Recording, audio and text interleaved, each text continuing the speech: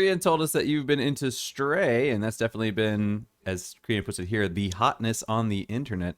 So you want to give us some idea of your experience with that?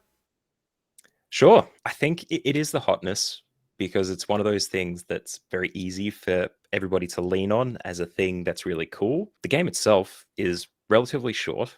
It's probably 5 or 6 hours if you're taking your time to go through and explore the world a little bit.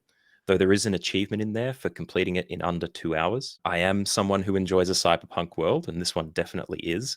They kind of build a whole hub world that's separated from the rest of the world, which appears to have been largely devoid of humans. It doesn't really explore much outside of this space, but in this hub, robots have started emulating human behavior simply in their absence and inferring what they would do based on the artifacts and the stuff that's available in that particular world.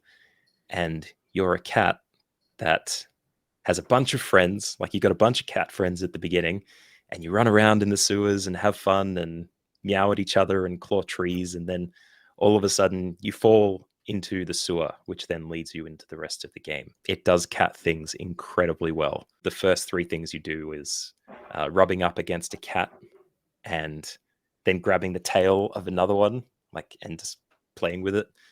And there's a button to meow, which is the best because the meow is always a little bit different, and it's not like the cat calls you'd see in movies, which is just meow meow meow meow.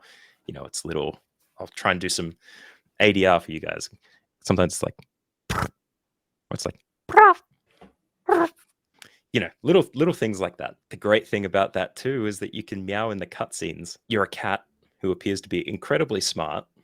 You can't understand anybody, but you get a robot companion called B12 that interprets what all the robots are saying. So there's no vocal content in it except for the cat, which is what you want. I made another wish list. I'm gonna spend so much money. Yeah, but I was happy to spend it this time.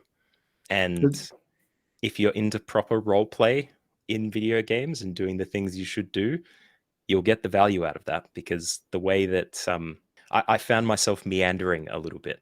Like I would walk up to people and I'd do like little cat loops around their feet. Uh, there's a couple of little Easter eggs in there too. I really don't want to spoil this stuff, but I feel it's too good not to mention. Um, there's always a robot walking around in one of the areas, one of the hub areas, that will trip over you if you walk in front of it where it's walking, which is cat stuff. Perfect. There's also invariably a paper bag sitting around somewhere. And if you approach it, you put it on your head, and then all your controls get reversed because the cat doesn't know where it is. So you can't walk around anymore. There's so many little things in there. I may be ruining it for people. And if that's the case, I do apologize. But the story in it is compelling enough to keep playing all the way through to the end. I would definitely urge anyone to give it a go if you want something nice and quick. I think it is on the higher end for the amount of time that you would be playing the game in terms of price. I mean, but it's definitely worth it.